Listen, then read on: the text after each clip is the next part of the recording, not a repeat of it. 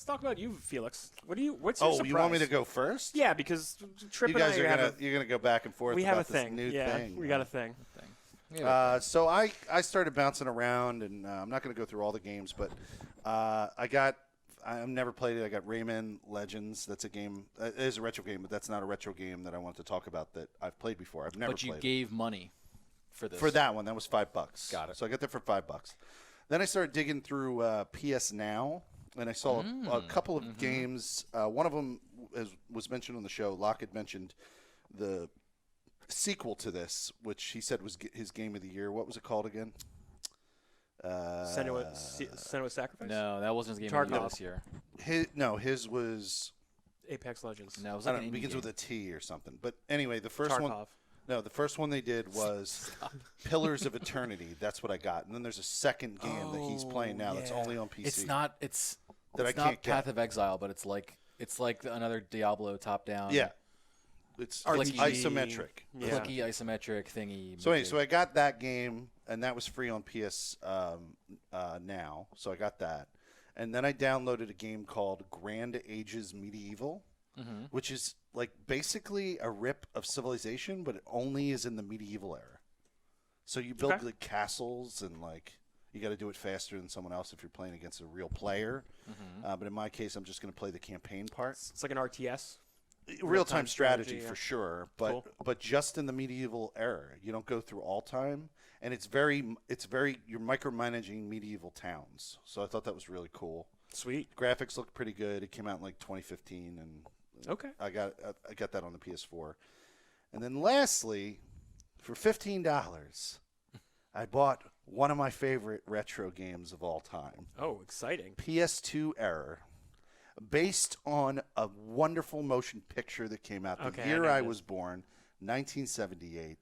I bought The Warriors. Oh. Warriors. Now, I have now bought The Warriors three times. I bought this Wow. game 3 times. I bought it on the OG Xbox. Nice. I bought a copy of it on the PS2 because I think I could at some point put the No. I don't know what I did. Somehow I played it again on a PS2 copy. Oh, maybe on my PS3? Was PS3 backward compatible? Only the The first beginning editions. models were, yeah. Yeah.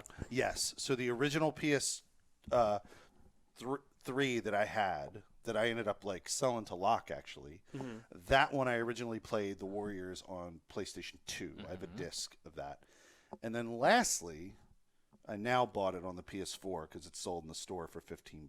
Nice. Is it just that copy, or is it like redone? They in any way? claim there's some kind of remaster, but I don't know what the fuck that means when they just re-release the same game and it looks exactly Okay, the same. Something's just a better, dude. re-release. This is a Rockstar remaster, which is really just release the game and call it remaster. Yeah. Cool. It just runs on a new platform, so it's It runs on a remastered. new platform. It doesn't look any different. It looks exact. It's even got in the. How can it be a fucking remaster when it's still in 4:3 aspect ratio? I bet True. if you went back to the original source, it would look better. Maybe. Sure. It's all the Okay. all Keep in mind the mental TVs trickery. also were different. Like the non-HD era, games just looked way different. Yeah, and now very you true. see like the blemishes and the flaws now that you see it in HD. We got all these. That's true. It did kind of hide Fancy some texture screens. problems. So, this game, even though it looks shitty, holds the fuck up. Like it is still. What kind of a game is it? Okay, so it's okay. First off, it's the best movie to video game adaptation I ever played, because not only does the game allow you to play the movie when you get to the part of the story that is the movie, but like that just is a lot the of running end of the around, game. The chasing movie is people. the end of the game. The game, the storyline predates the movie by 6 months, and builds character development for all these characters who, by the way, are revoiced by the actors who are still alive who played the characters originally in 1978. Oh, shit. Look at that. So there's a character named Cleon who dies in the first 15 minutes of the Warriors movie. He dies. The actor who voiced Cleon, they brought back, and then they developed his character over the 6 months. He's the leader of like the gang. He's who you play in the game. You play as a character named. You might play him at one point, but you play primarily as this character named Rembrandt, who's also in the movie. Is he Dexter's father? No, No, that's You know what I'm I talking don't about? remember his His name, name. but he's in it. Yeah, Yeah, 'cause he was in the his movie. name's James. I'm not gonna remember his last name. He's in the movie and has some of the best like one-liners, like really out of touch, like really inappropriate, like female like terms for females that I'm not gonna mention on the show. Word. But like. It's really derogatory stuff, but it's so inappropriate at this point. Like he has the worst lines in the whole movie. But anyway, what's really cool about the game is it allows you to play all these story quests that take place before the movie and leads you into the movie, and then you play the movie out. That's a pretty cool seamless experience. Yeah, it's pretty great. But the way the game plays is it's a beat 'em up. It's an awesome beat 'em up, like no different than Double Dragon in the arcade. But you can smash people into walls. Is it You can 3D pick up or things is it all 2D? over the place. Is it like a side scrolling? It's 3D. It's 3D. Behind the back kind But of thing? I was gonna say it's PS2 era, so it's not. Yeah. really fun Easter egg. You beat the whole game. You unlock a video game machine in your clubhouse that is the Warriors. But when you actually play it, it's just like original arcade Double Dragon. But Warriors. But you're the Warriors characters doing it. Nice. Really cool thing. A little mini game that they unlock that you unlock when you complete the whole story. But the game in Rockstar style, the game has a bunch of games within the game. A lot of mini games. There's a mini game for tagging walls. There's so every time you go up to tag a wall, you have to like follow it a pattern like an S or something like that, and Like stay as if you're on the drawing path. it, Yeah. It's really cool. Mario Party vibes. A lot of cool stuff like that, and then like it was one of the first games that I've ever played where the damage you do, the destruction you do to the environment can be used in your fight style. So like if you break a table, the legs become like weapons. Yeah. Like you pick them up and pick up use the them, legs and bash people with it. So there's stuff all over the place. Like hitting people with a bottle in this is so satisfying. You break the bottle, and then you can stab them with it, or you can just break the bottle over their head. And there's so many different things you can do in this. And the coolest thing is you can do the entire campaign completely co-op. You and a friend split screen can play the entire game together. Nice. And I used to get drunk, and I'd go out to the bar, and when I came back, smash bottles. over me and people's heads. like a friend of mine, whatever given friend at that time, played one whole Warriors save run through, and it was a different friend each time. I was like, "You want to play the Warriors a little bit? We'll play a couple missions or whatever."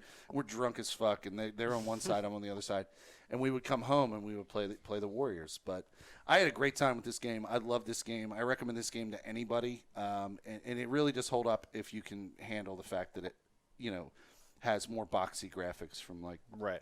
PS2 era. Well, I'm surprised you can. That's one of your things. You Well, can't, it's a you game I said played. Remember, I said I can't retro a game I haven't played. There's a rule. There's rules. There's to a this, rule. Yeah. I can retro games, but I can't retro a game I haven't played. You have to have it already in your memories. Yeah, because it looks different in your mind's eye. It does. Definitely does. So I'm going to stream that tomorrow. So if anyone wants to check out my stream, I'll be on I think I'll do that. Mixer I've never or seen the game Twitch before. tomorrow. Yeah.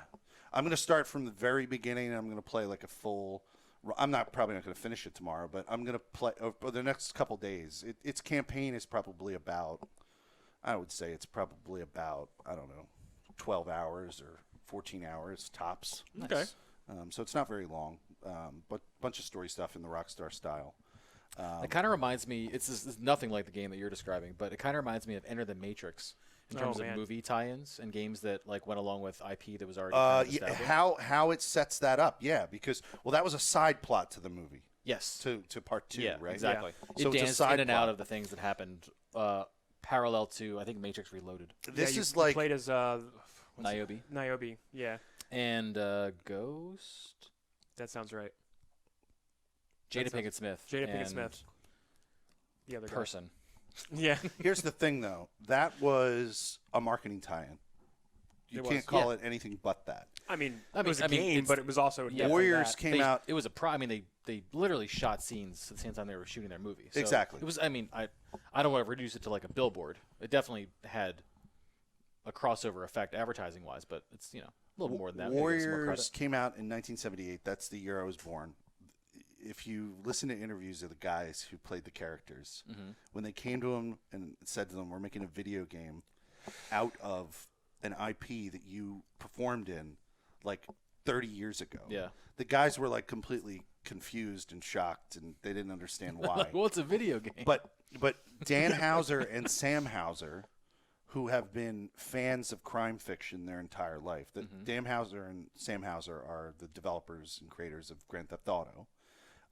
Loved this movie, and they got a hold of the IP, and they essentially created an homage like that is better than, because originally it was a book, a 1969 book called The Warriors, and then the movie was Walter Hill. Walter Hill created this movie.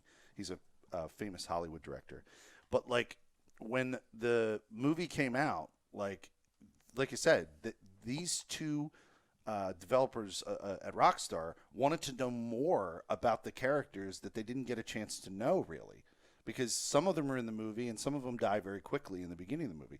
The premise of the movie, if you don't know, is this gang called the Warriors from Coney Island goes to a meeting in the Bronx of all the gangs.